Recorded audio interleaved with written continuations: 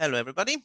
Welcome back to VTSS. And today we are honored to have Paul Ho and Gianni Amisano. Paul is going to present for 1 hour, and then Gianni is going to share his comments after the talk. You know the rules of the game. So if you have any clarification questions, feel free to interrupt and just unmute and ask.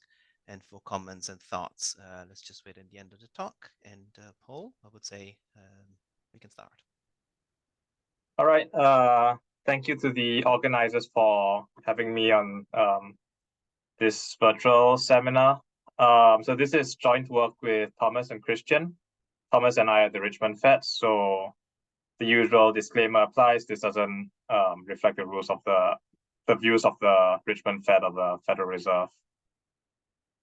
So as some motivation, I thought I'd show this plot, which is impulse response estimates from 8 different models. So these 8 different models all estimating the same impulse response.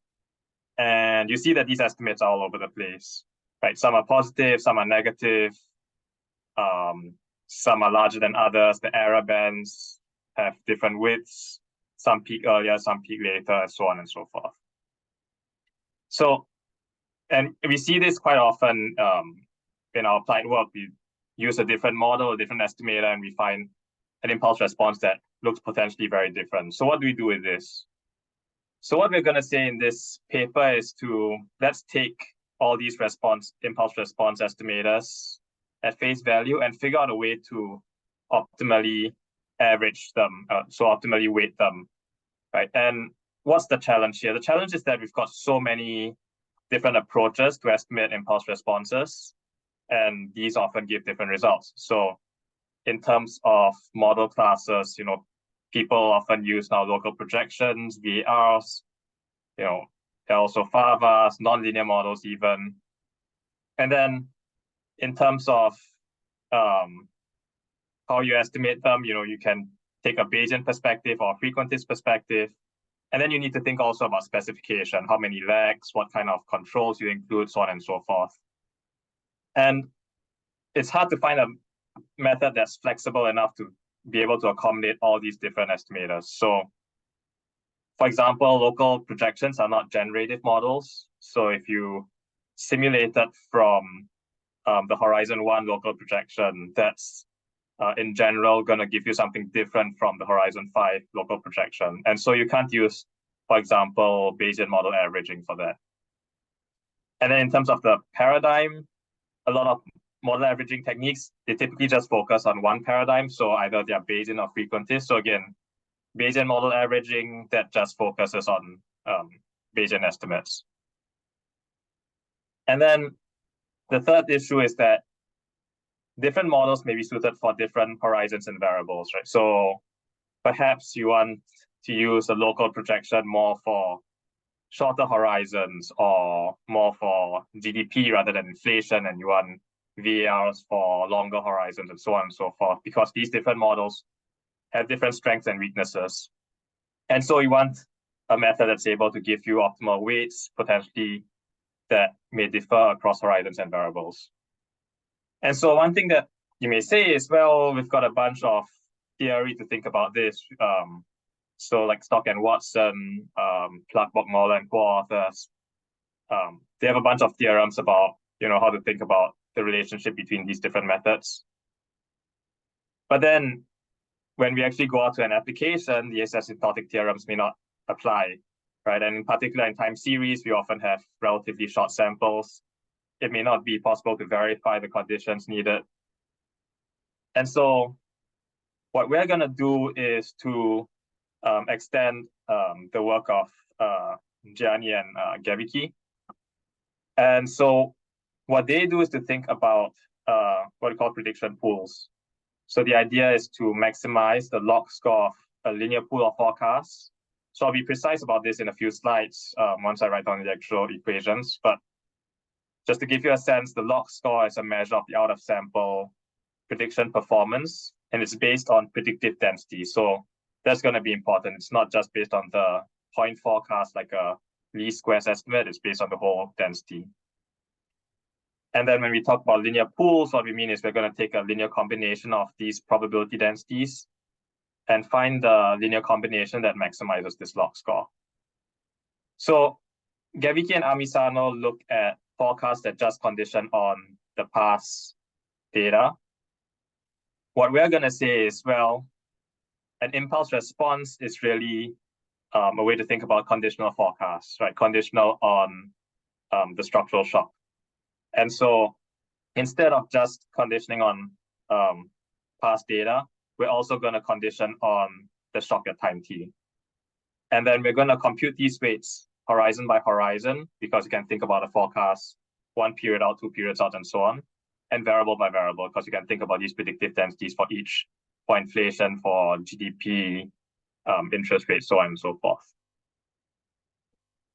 And so what's nice about this? First, you just need this predictive density, and basically all the models that we think about give you this predictive density. It doesn't matter whether it's generative or not. With a local projection, you can still get these predictive densities. Whether you're Bayesian or frequentist, you still get these predictive densities. And so in that sense, it's very flexible. The next thing, again, because you can think about these forecasts for particular variables or particular horizons, the weights can differ across horizons and variables. And finally, like I mentioned, this accounts for the full predictive density, so not just specific moments. And so we can think a little bit about, for example, the bias variance trade-off that has been discussed in the literature, but more generally, higher moments could also matter. So after we discuss the methodology, we're gonna show you the rest of the paper is basically gonna be a couple of Monte Carlos and some empirical applications. So the Monte Carlos we're gonna use, first is a very simple AR1 example from Herbst and Johansson. This is just gonna be a proof of concept to show that we get reasonable weights. And then the next Monte Carlo is gonna be taking this same AR1, but including persistence in the error term. And then we're going to compare VAR and LP. And in that case, the VAR is misspecified because it's not modeling the persistence in the error term. But the LP, because of its flexibility, is going to give you consistent estimates. However, the LP also has finite sample bias. And of course, the variances are different. And so we're going to find that's not, even though the LP in theory asymptotically will give you consistent estimates and the VAR wouldn't, you still don't want to put all the weight on the LP. And then we're gonna apply this to a couple of empirical applications. First, using looking at the effect of TFP shocks on unemployment. So this is connected to work by Gali and Basu and co-authors. And we're going to use TFP shocks. We're going to get the TFP shocks from the Fernald TFP series. And then the second application is going to be looking at the effect of monetary shocks on macro variables. Here we're going to look at the monetary policy shocks from Roma and Roma. But in the appendix, we also look at a bunch of other high-frequency identification instruments. Right? And I should mention in the paper online, there's a whole bunch of robustness exercises for the monetary shocks, and also we also have a Monte Carlo with Smets and Wouters DSGE if you're interested to look. So the main takeaways here are going to be 3 points. First, the optimal weights are going to depend on horizon, variable, and application. So we want this flexibility for horizon and variables, and it's going to depend on applications. So you can't simply try to point to a particular theorem and say, oh, therefore we should use VARs all the time or LPs all the time and so forth. You need to look at a particular setting. Second, the optimal weights are going to depend on the entire predictive distribution, not just the point estimates, not just the variances. You're going to think about both of them jointly. And then finally, the theoretical properties are not going to be sufficient for the choice of weights. So the weights are not necessarily going to look like what you'd expect if the asymptotics had really kicked in. So I'm going to skip over the related literature and just go straight into what actually we do. So before I talk about how we extend Gianni's work, let me first talk about the original work by Gianni and Amisano. So what they say is, well, we want a way to average across models. So what's a good objective function? Right. So what they say is, well, let's look at the log score. So this defined here, you're taking the sum from t equals 1 to big T of log of the probability of yt conditional on past y's and the model M. So, and this has a few nice properties. So the first property is that this is the only proper local scoring rule. So what does that mean? Local means that this depends on P of big YT, so the random variable YT, conditional on past Y's, only through P of small YT, so the realization of Y. So this is kind of like a likelihood type of principle. And it's proper in a sense that if you gave some forecaster this objective function to maximize, then the forecaster is going to report a true subjective distribution. The second nice feature is that this is monotonically related to the probability of realized events. And then finally, with Bayesian models, you can see that this is just the log marginal likelihood. So this is the objective function for a given model.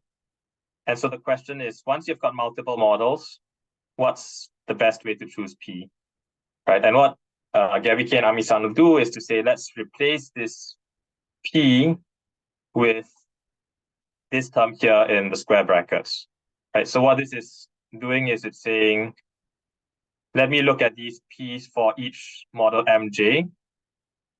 Let me weight them by these weights WJ, and then let me sum over the J's. And we're imposing that these WJs sum up to 1, and they're all positive.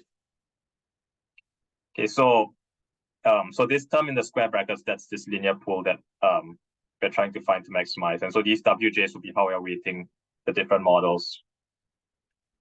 And so again, this has some nice properties. One is that if some model J is true, then asymptotically, you're going to want to put all the weight on that model.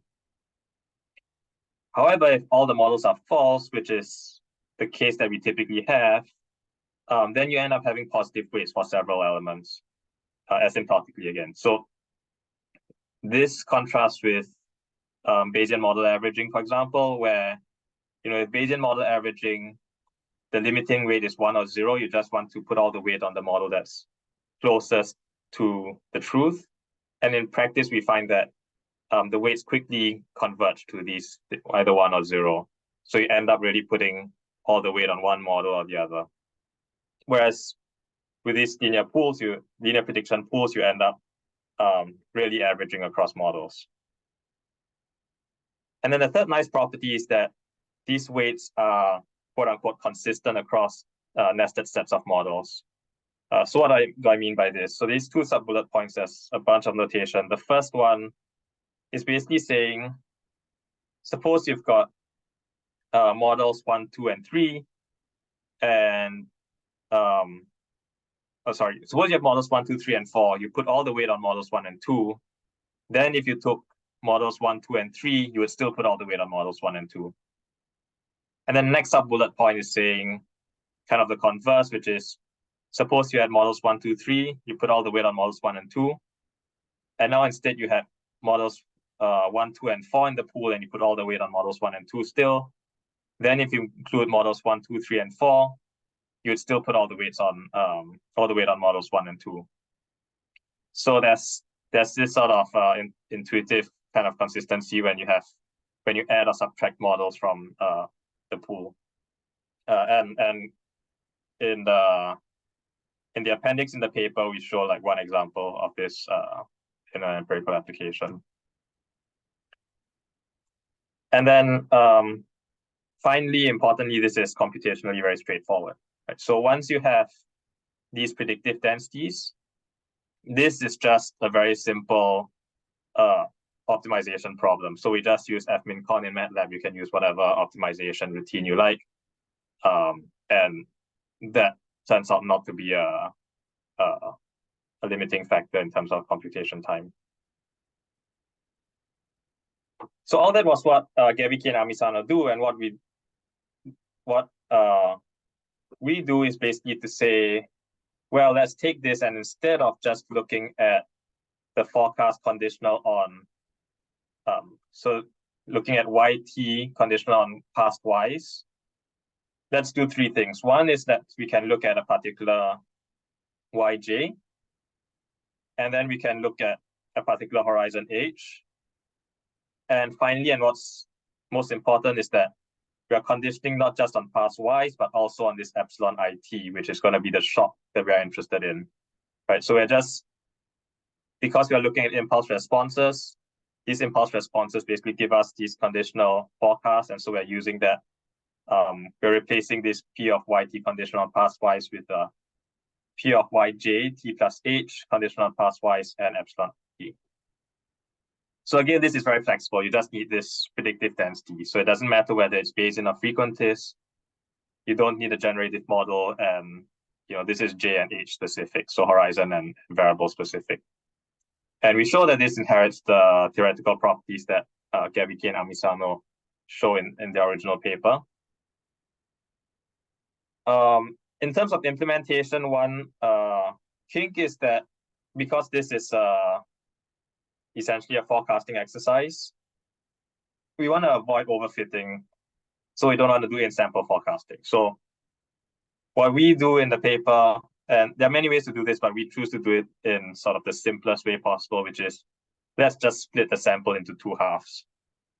Estimate the model using the first half, use that to generate out-of-sample forecast for the second half, and then switch the sample, so estimate using the second half, get out-of-sample forecast for the first half of the sample.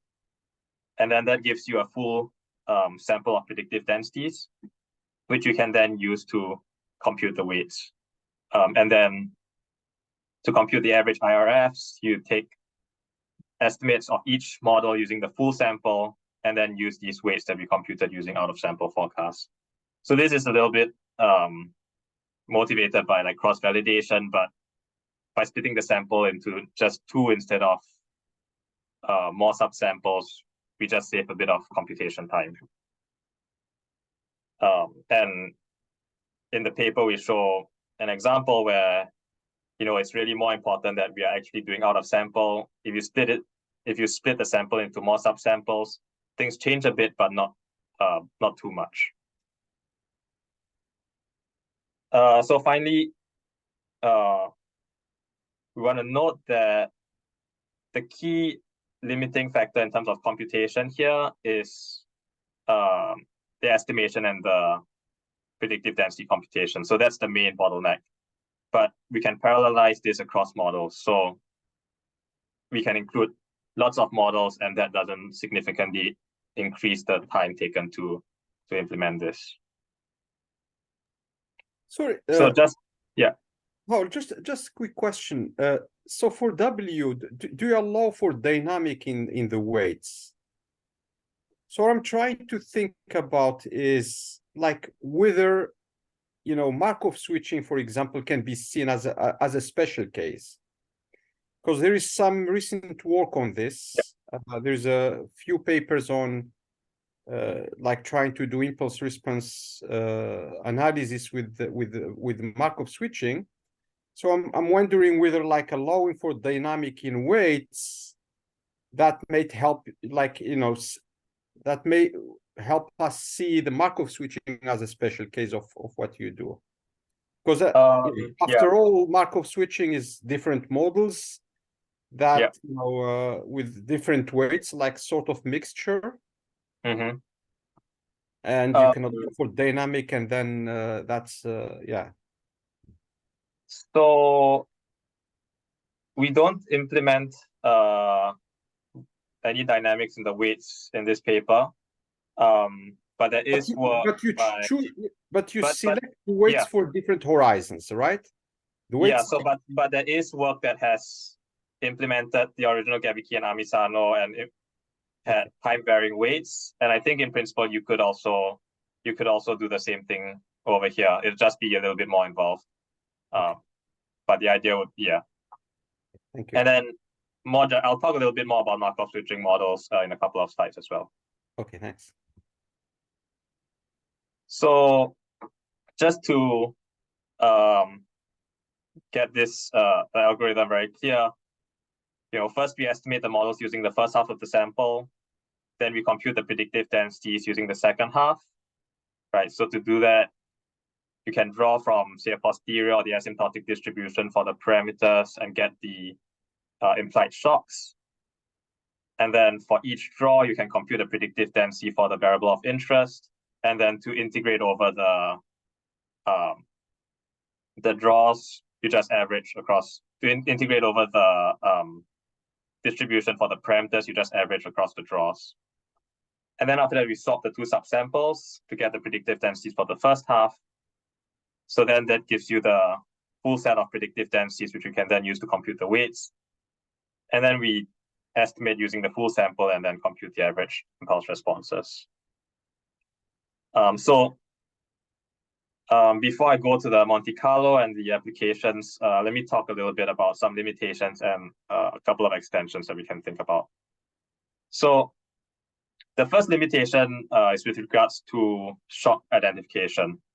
Right, so you need to, this approach doesn't really tell you anything about shock identification. You need to assume that all the estimators correspond to the same shock. So for example, if you had two instruments, so like say maybe Roma and Roma and like Gertler-Karadi instrument, and like McKay and Wolf have argued that these two really identify different types of monetary policy shocks. So in that case, it doesn't really make sense to be trying to, average across estimators using these two instruments. That would complicate this the interpretation of this average impulse response. And then the next thing is that this doesn't tell you anything about exogeneity assumptions. Right? To do that, you need economic theory.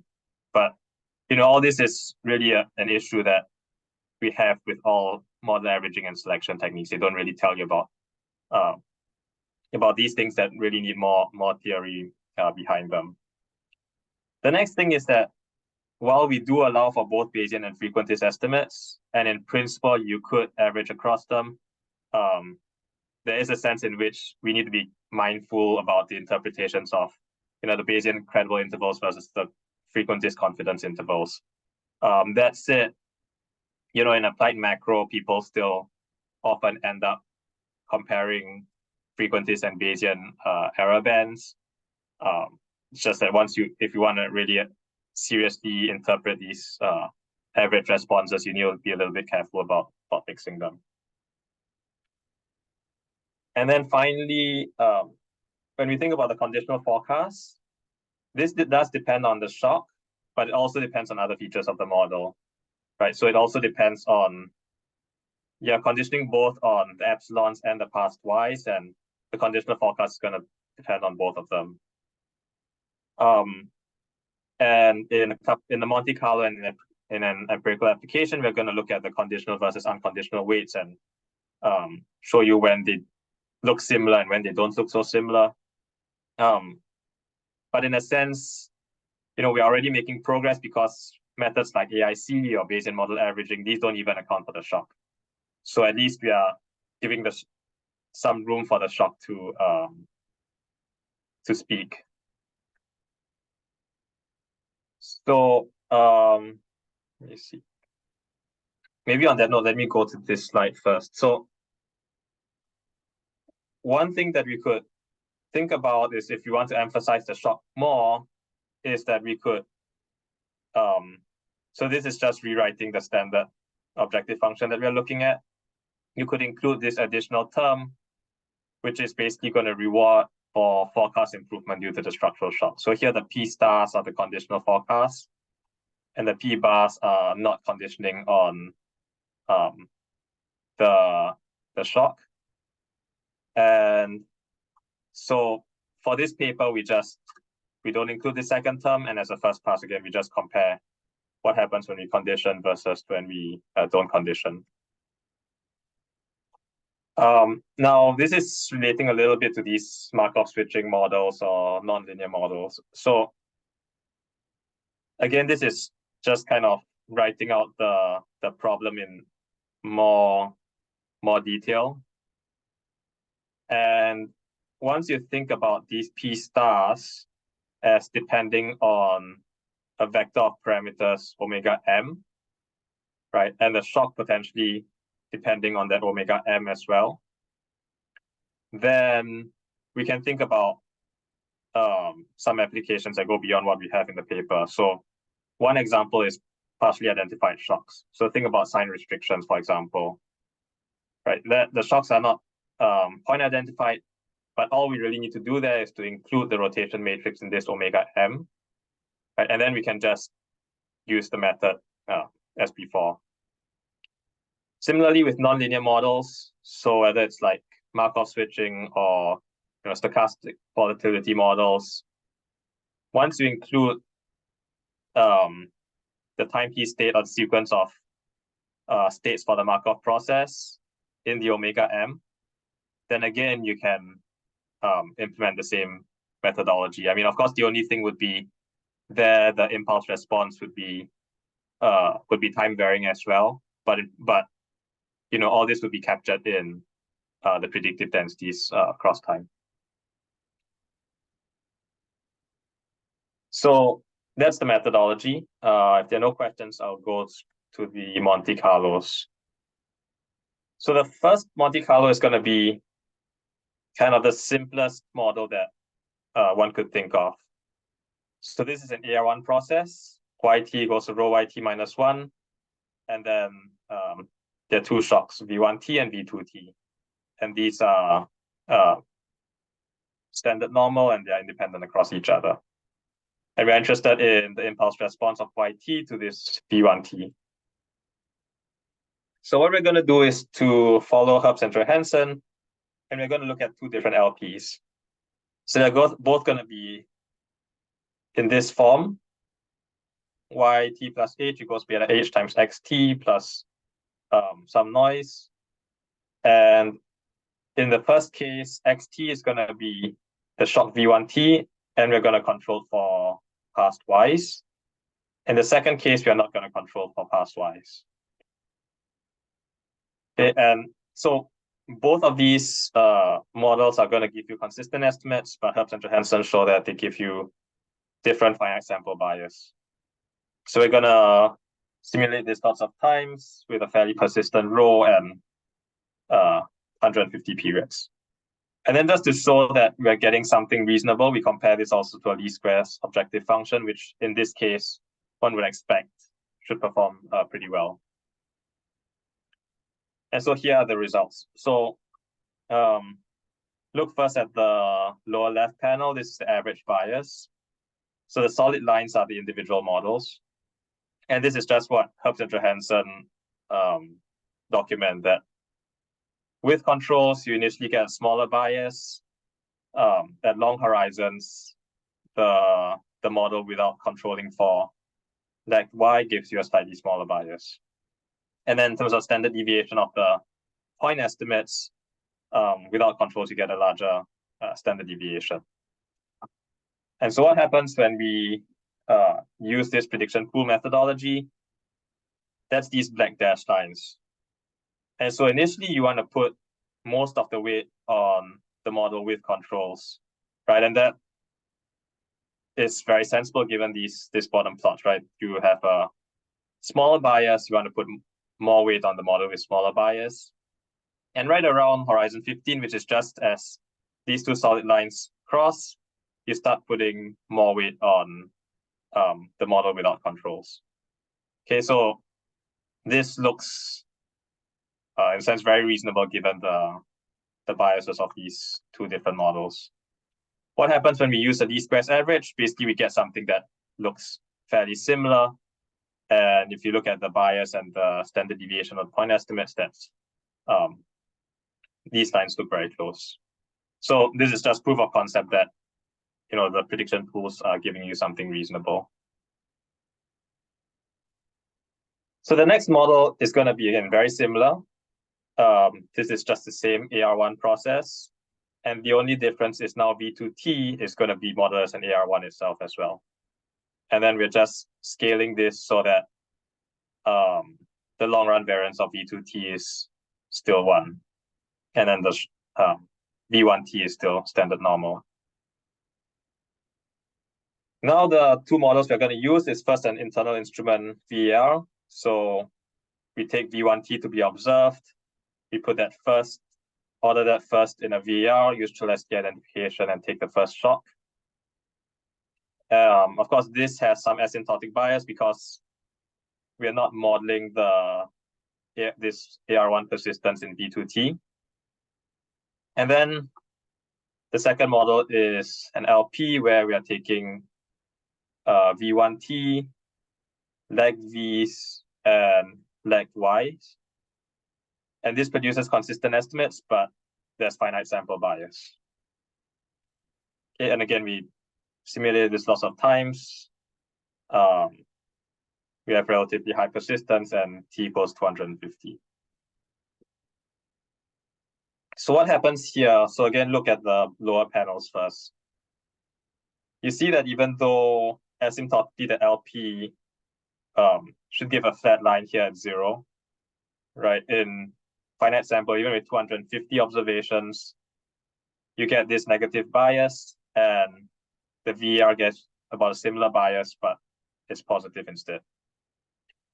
And the standard deviation, as has been well documented, the LP gives a much larger standard deviation than the VAR, especially at longer horizons. Okay, so what happens once you average these? So look first at the black dashed lines. By averaging the two of them, you end up with, because one of the biases is positive and one is the negative, you average them out and you get a smaller bias in either of them. And you get a larger variance in the VAR, but smaller variance in the LP. And so these weights, this is coming from the following weight, which is, so on the top left panel, this is the weight on the LP. And, you know, it's not like you're far from putting all the weight on the LP, right? You're putting, in general, less than 50% of the weight on the LP. It's still non-trivial, but even though the LP, there's an the case that asymptotically that would be the model that you might prefer, you still don't want to weight that more than 50% in finite sample. And this is coming because of this finite sample bias and because of this large standard deviation. Right? Indeed, as you move to longer horizons and this gap in standard deviations grows bigger, you start to put less and less weight on the LP. Now, what happens if we didn't condition on the shock? So we just condition on past Y's. Then on impact, you see material difference between this dashed teal line and this dashed black line. But as you go on to longer horizons, these lines get closer. And then on the top right panel, what we are looking at is taking all these weights across simulations and taking the correlation between the weights that condition on the shock versus the weights that don't condition on the shock. And we find that on impact, the correlation is about 0.5. And as you move out to longer horizons, this correlation grows closer to 1. So what this is saying is that, on impact, right, these weights differ quite a lot on average, and also in a given sample, they will tend to differ. But as you go on to longer horizons, they tend to become more and more similar. Why is this the case? Well, in this model, it's just kind of a very simple AR1 structure, right? So on impact, the shock becomes really important, but this shock is transitory and there's this very simple AR1 structure. So as you go on to longer horizons, basically the shock doesn't matter anymore for forecasts, right? And so you just, whether you take the conditional, the unconditional predictive density, those end up looking very similar. But this is not necessarily going against what we are going after, because the impulse response depends both on the shock, but also depends on the sort of the internal propagation, the AR1 propagation in the system. And so even though these weights end up looking similar at longer horizons, that doesn't contradict our objective. So now let me go into a couple of empirical applications.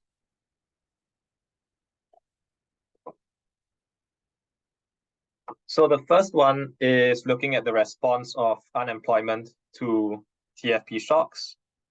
So this was something that was looked at, for example, by Basu and co-authors. And the idea is, well, positive TFP shock hits. You might think that, production in general is going to go up. But then if you think that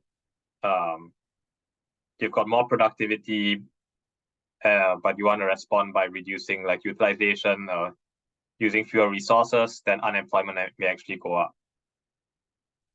And so the data we use is quarterly data from 1968 until just before the pandemic. We get the series from the FRED quarterly database.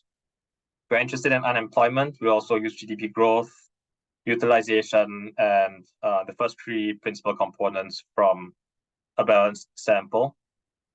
And for the TFP shock, we're going to just get that from Fernald and take that to be an observed instrument. So here we're going to use 8 different models. So for we're going to have 3 VARs and 3 LPs. So the 3 are going to have different controls. First, we're going to control for all the observables and the factors. Then the next VAR and LP are going to control for just the first 3 principal components. And then finally, we're going to have a version of the VAR and a version of the LP that don't have any control. So just include unemployment and the TFP shock. Then we're also going to include a factor-augmented VAR. And then finally, we're going to have a single equation model, which is what Gromer and Romer used in their original paper. And we're going to estimate all these using frequentist methods. And so these are the 8 responses.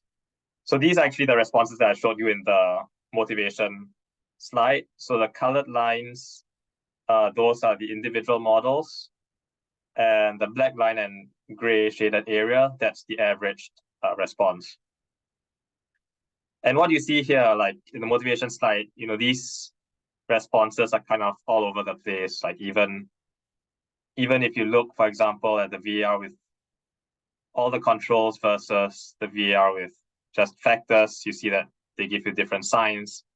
Or if you look at the VAR with all the controls and the LP with all the controls, the LP with all controls is larger and more persistent than the VAR.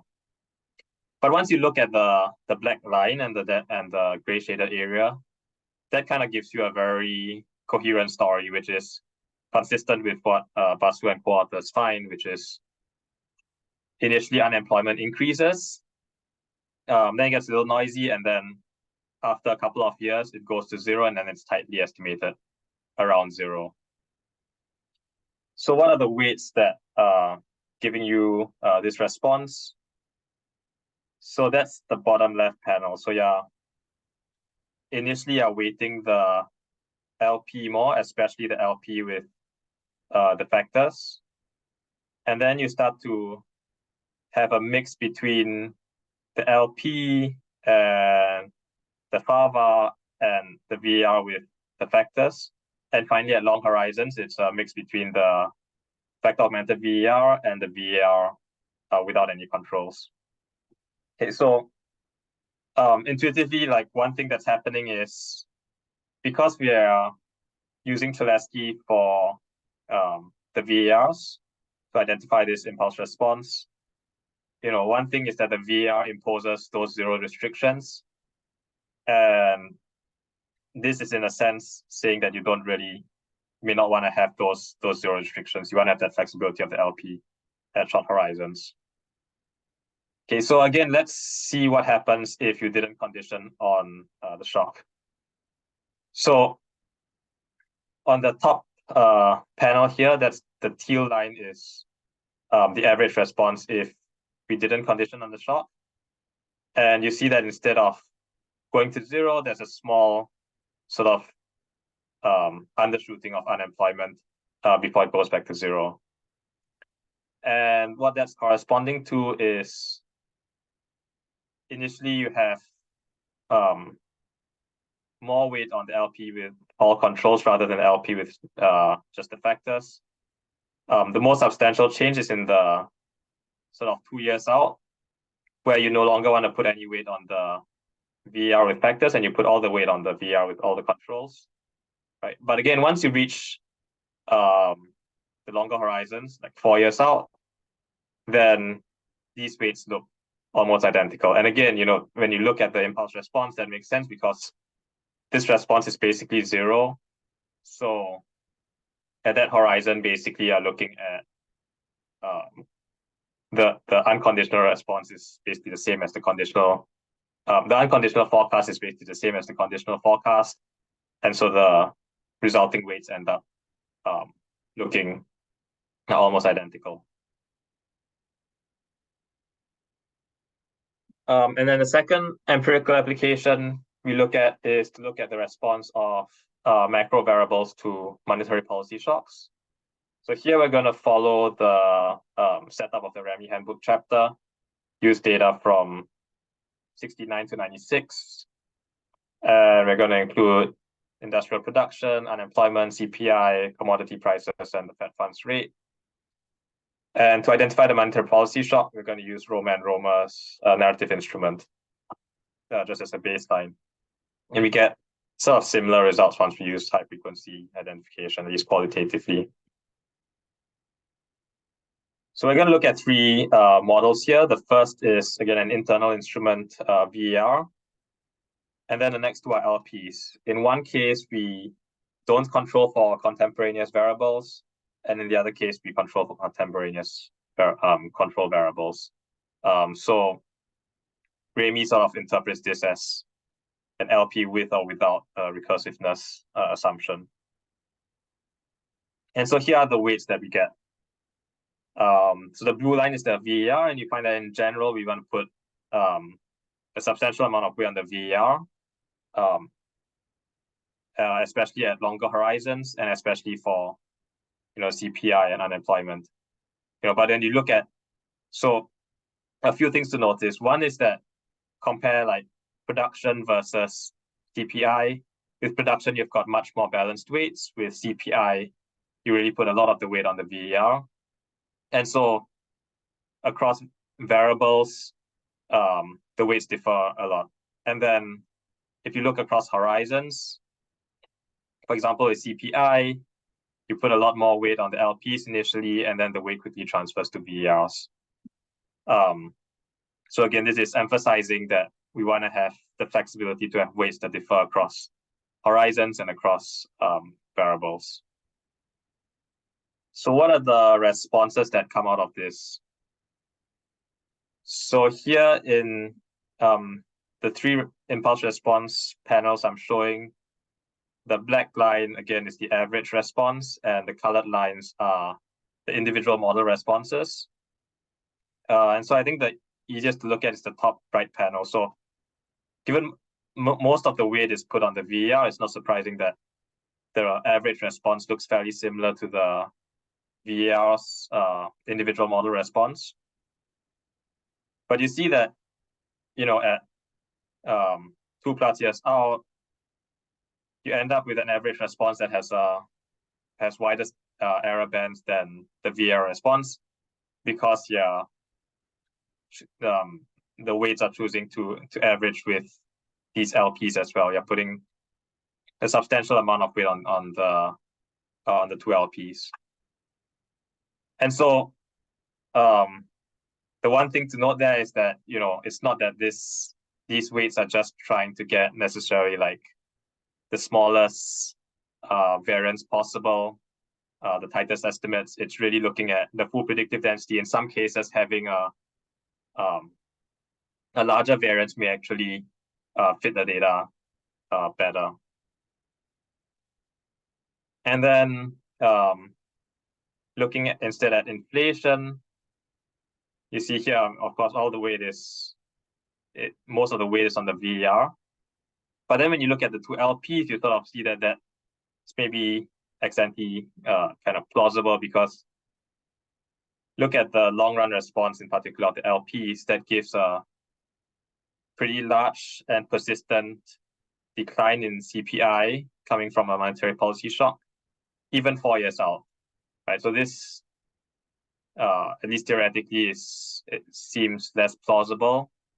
And indeed, once you average the 3 responses, the weight ends up with the VAR and rules out these less plausible impulse responses. So I'm going to finish early. So to wrap up, we have this method to average impulse responses, and the idea is to maximize the log score of the linear prediction pool. And importantly, we are using predictive density set condition on the shock. So again, this is very flexible. It can be used across a wide range of estimators. It can give you weights for horizon and that are horizon and variable specific, and this helps you to leverage on the advantages of each particular model. This is computationally straightforward. There's some nice theoretical properties. And in practice, we see that, it's important to have this flexibility. It's important that we are looking at the full predictive density. And we show some examples where just looking at the asymptotic properties is not going to be sufficient for predicting kind of weights that you end up wanting to choose. So that's what I have, and I look forward to any discussion, especially Gianni. Hopefully I didn't butcher your work. Yeah, let me stop the recording. There we go.